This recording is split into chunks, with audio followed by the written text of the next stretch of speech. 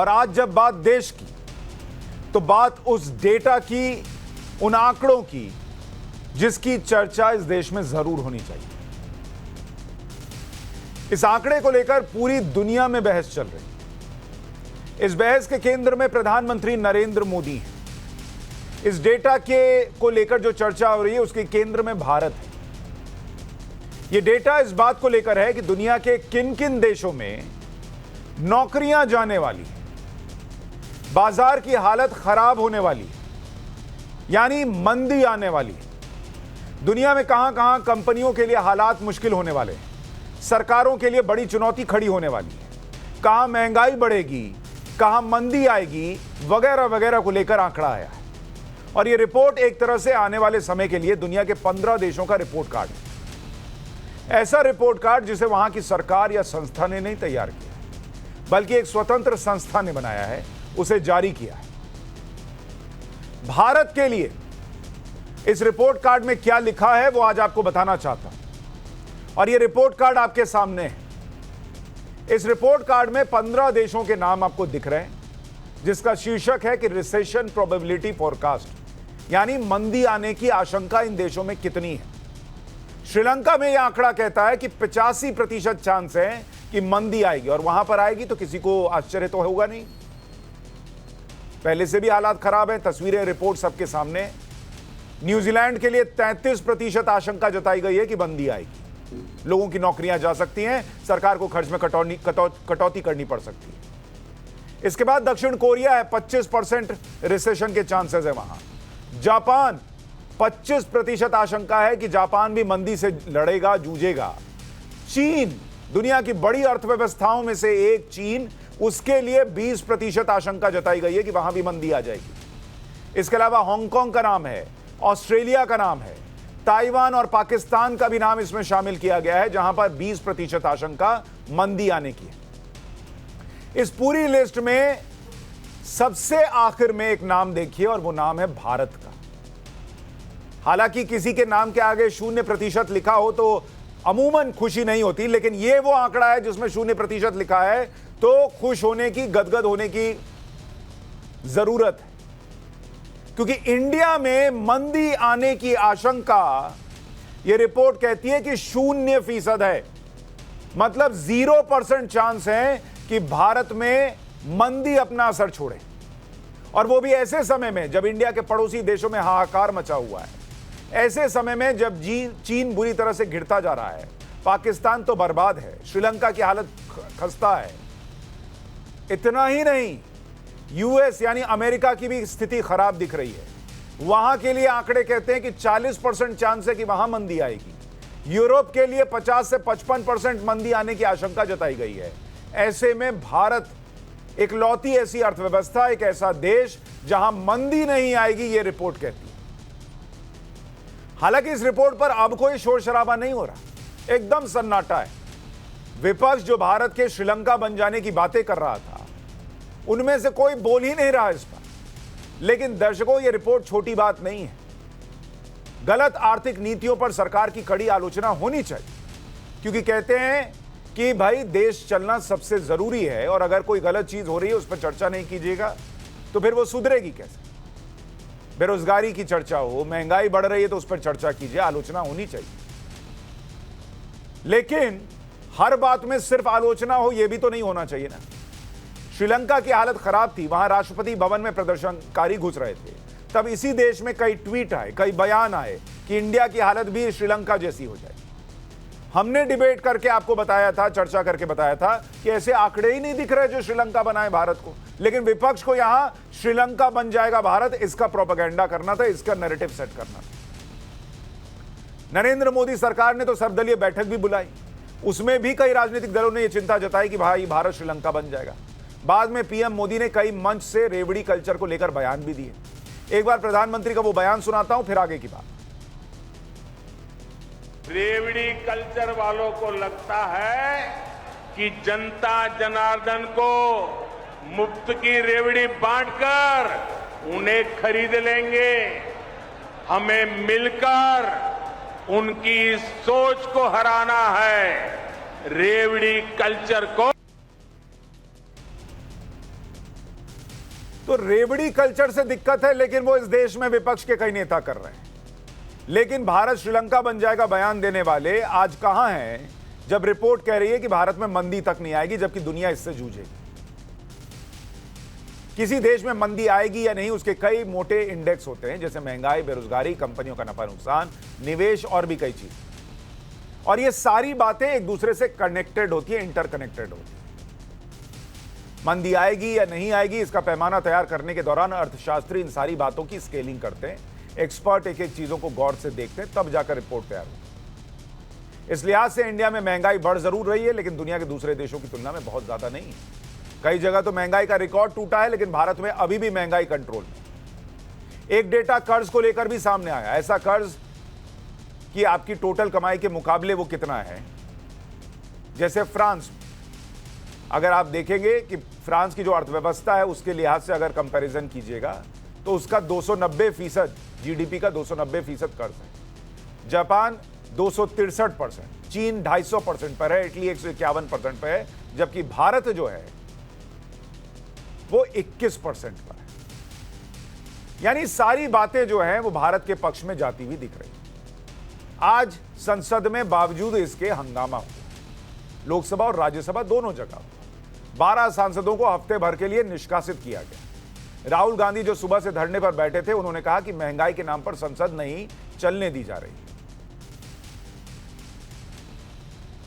Sir, जिस तरह से मैन हैंडलिंग की गई यहाँ सांसदों की, क्या कहेंगे? नहीं, ये मैं सुनिए, देख मैं बताता हूँ यहाँ पे क्या हुआ। यहाँ पे सारे सांसद आए और उन्होंने महंगाई की बात की और बेरोजगारी की बात की, और ये हमें यहाँ बैठने नहीं दे रहे हैं। अंदर बात नहीं करी जा रही है, डिस्कशन नहीं अलाउड है, और यहाँ पे ये हमसे अरेस्ट कर रहे हैं। ऐसे में राष्ट्रवाद में आज के सवाल हैं कि विपक्ष तो बता रहा था कि श्रीलंका बनेगा भारत। तहसीन विपक्ष लगातार बता रहा था कि भारत श्रीलंका बन जाएगा, और जो नई रिपोर्ट है वो तो कहती है कि जो भारत कर रहा है वो कोई और नहीं कर पाएगा, और आर्थिक मंदी या कहें कि जो मंदी है वो भारत को छू भी नहीं पाएगी। तो किस वर्जन पर यकीन करें और किस पर चर्चा करें? सबसे पहले सुशांत जी, आज कारगिल विजय दिवस है, तो मैं सभी हमारे आर्म फोर्सेस को सल्यूट करना चाहता हूँ। ये लोग हैं इसलिए हमारा देश सुरक्षित है और हम लोग यहाँ पर बैठकर डिबेट कर सकते हैं, तो thank you very much to them. और मैं आपका शुक्रिया अदा करना चाहता हूँ, लगातार आप इकॉनमी पे डिबेट कर रहे हैं और ये बहुत महत्वपूर्ण सब्जेक्ट है, तो इसलिए थैंक यू वेरी मच। और मुझे आप मौका देते हैं आपकी डिबेट में शिरकत करने का, इसलिए मैं आपका शुक्रगुजार हूँ।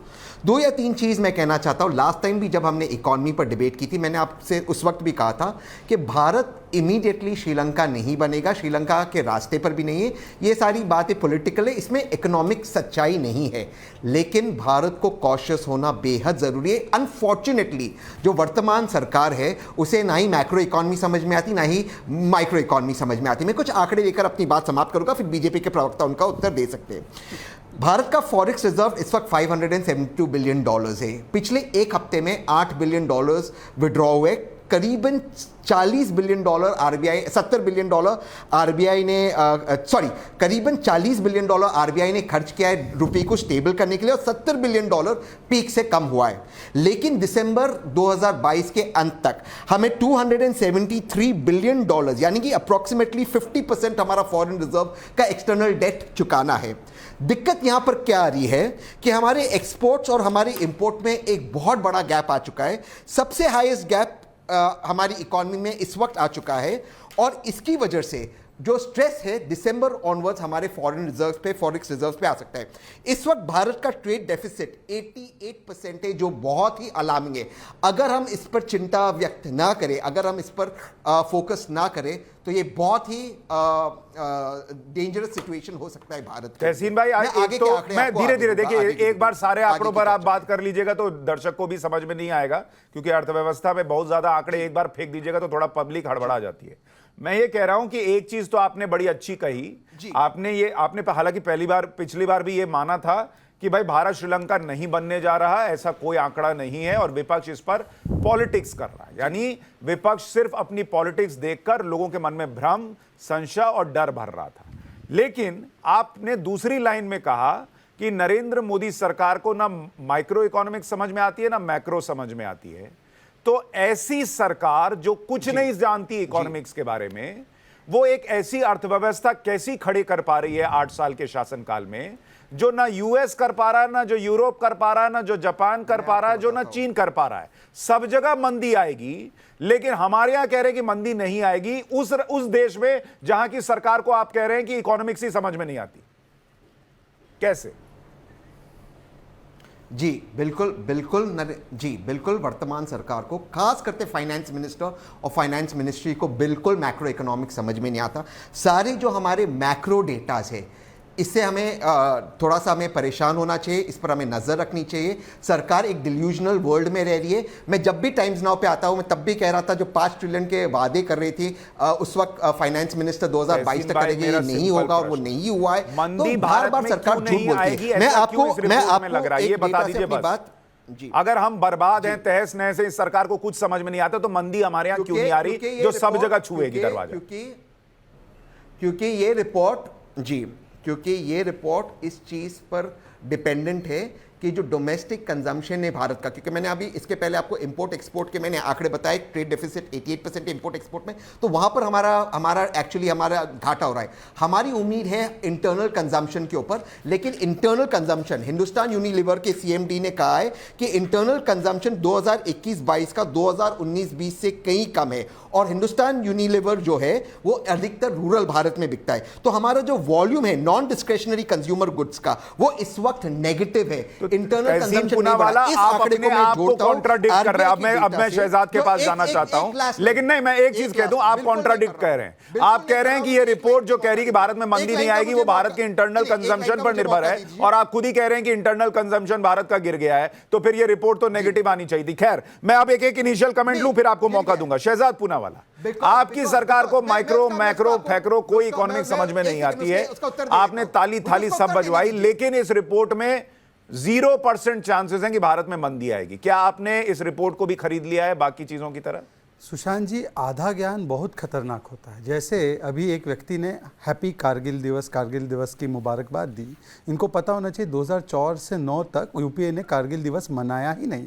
राजीव चंद्रशेखर ने जब इस इशू को उठाया, तब जाकर 2010 से सेलिब्रेट करना और कमेमोरेट करना शुरू हुआ। ऐसा ही अर्ध ज्ञान इनको इकोनॉमी के बारे में भी है। अब इनके तो मैक्रो माइक्रो इकोनॉमिक्स सारे लोग जानते थे। 10% का इन्फ्लेशन इन्होंने दिया था, आपको याद है ना किस प्रकार का इन्फ्लेशन हुआ करता था। आज 2 वैश्विक चुनौतियों के बावजूद भी 7-7.5% से ऊपर इन्फ्लेशन नहीं गया, और औसतम इन्फ्लेशन 5 to 6.5% के बीच में रहा है। अब मैं आपको बताता हूं कुछ आंकड़े मैक्रो और माइक्रो इकोनॉमिक्स के।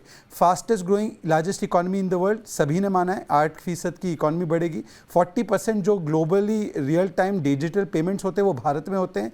20 लाख करोड़ का आत्मनिर्भर पैकेज भारत में दिया गया। सर्विसेज का PMI 10 साल के हाई पर है। मंथली GST कलेक्शन 20 में से 18 महीने 1 लाख करोड़ के ऊपर, अभी 1,68,000 करोड़ हुआ था। उसके अलावा $670 billion highest exports, highest FDI इस वर्ष आया है हमारे पास $83 बिलियन का। हाईएस्ट हमारा जो फॉरेन एक्सचेंज रिजर्व था, ये 250 बिलियन 300 बिलियन डॉलर छोड़ के गए थे। आज हम लोग 600 बिलियन के पार हुए थे, और अभी 580-590 बिलियन डॉलर्स है। उसके अलावा आप देखेंगे कि 4 यूनिकॉर्न के समय पर तैयार हुए थे, आज 100 यूनिकॉर्न। श्रीलंका की क्राइसिस क्या थी? श्रीलंका की क्राइसिस 4-fold थी। Family first politics, corruption first politics, freebie first politics and China first politics. अब ये 4 चीजें कौन करता है मुझे बताने की ज्यादा आवश्यकता नहीं है, पर मैं 2-3 आंकड़े आपके सामने। श्रीलंका की इकोनॉमी भी $80 बिलियन, भारत की economy $3 trillion, forex reserves $585 billion India का, श्रीलंका का $2 बिलियन, एक्सपोर्ट्स $400 बिलियन से ऊपर, हमारा इनका $15 बिलियन। फिर भी उदित राज और राहुल गांधी ने क्या कहा? भारत श्रीलंका बन जाएगा। यही नहीं, उदित राज ने कहा कि इंडिया की इकोनॉमी 164 स्थान पे आ गई है। PIB ने फैक्ट चेक किया। तहसीन पूनावाला यहां पर आकर बातें रख सकते हैं, परंतु उनके जो अधिकृत प्रवक्ता है वो क्या कहते हैं वो देखिए। दूसरी बात वाला तो कह रहे वो सब झूठ था, वो सब नहीं, तो तहसीन पूनावाला को ये बताना चाहिए। अब मैं आपको बताता हूं राहुल गांधी का एक और झूठ। राहुल गांधी बार बार सिलेंडर की और पेट्रोल प्राइस की और इनकी बातें करते हैं। भारत की तुलना अगर विदेश से की जाए तो इंडिया में आज 14 किलो का सिलेंडर 1,050 रुपए का मिलता है। यही चीज नेपाल में 1,130 की मिलती है, ऑस्ट्रेलिया में 1,700 रुपए की, यूएस में 1,700 रुपए की, कनाडा में 2,400 रुपए की। और जब ये सत्ता में थे तब टैक्स पेयर को कॉस्ट एक सिलेंडर पर 1141 रुपए था, आज वो कॉस्ट टू टैक्स पेयर मात्र 1053 रुपए है। मतलब कि इस प्रकार की इकोनॉमिक मैनेजमेंट करना, और ये बोलते 5 ट्रिलियन नहीं बनेगा। आपको मैं बता दूं, आईएमएफ की रिपोर्ट है कि 5 ट्रिलियन 2026, अभी 2 साल तो कोरोना के गए, 2024 तक लक्ष्य था। और इसका प्रमाण भी देता हूं, इन्होंने 60-70 वर्ष में इकोनॉमी को केवल 2 ट्रिलियन बढ़ाया, हमने 8 वर्ष में इसके खंड में हमने 1.1 ट्रिलियन ऐड किया। आज इकोनॉमी 3.1 ट्रिलियन है। इसका मतलब खबरों के पीछे की खबर पहुंचाते हैं हम, आपकी आवाज को मुद्दा बनाते हैं हम। टाइम्स नाउ नवभारत को यूट्यूब पर लाइव देखिए, सब्सक्राइब करिए और बेल आइकन जरूर दबाइए।